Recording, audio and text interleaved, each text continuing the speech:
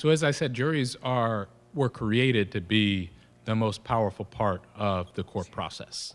And that's for a very basic reason. You know, the court is set up as an adversarial system. This was the state of Washington versus Brockway et al. So it's one side against the other in an adversarial position. And so obviously the prosecutor represents the state in this adversarial battle here in the courtroom. But the judge also gets paid by the state, right? And if you had a game between the Seahawks and the Panthers hired the ref, you wouldn't expect it's going to be a fair game, right? And that's so obvious and basic that it didn't escape the conscience of those who set up our legal system, which is why they didn't make the judge the ref. They made citizens the ref. The role of a jury is to protect our fellow citizens from the government. And as that system has evolved, judges and prosecutors have tried to concentrate power in their own hands, because it's been a long time since we had leaders that were revolutionaries in our political system.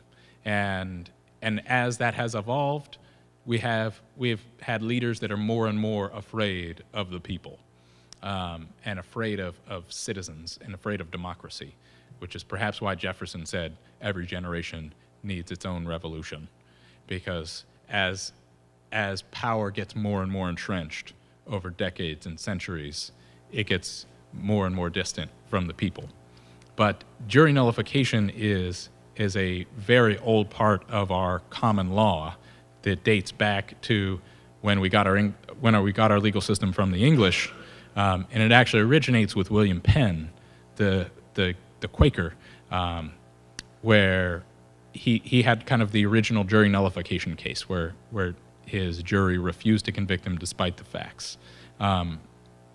And there's never like a clear statement from the jury that like, this is jury nullification.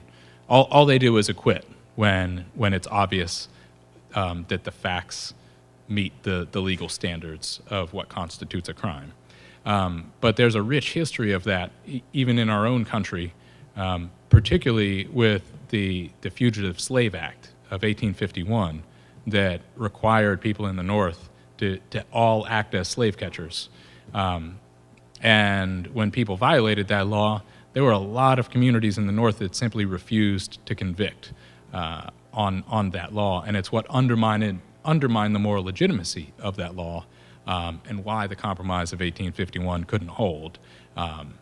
And again, that happened with Prohibition, where a lot of communities just simply refused to enforce that law, regardless of how clear the facts of the case were. So juries can't actually nullify the law, so I don't think the term jury nullification is necessarily a good one. I think fully informed and empowered juries is a better way to think of it, because they're not nullifying the law, they're nullifying the application of the law in this case.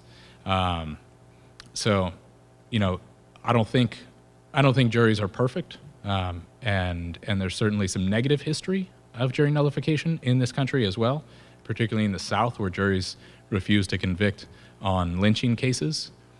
But the interesting part of that history is that only about 2% of lynching cases ended up in front of a jury.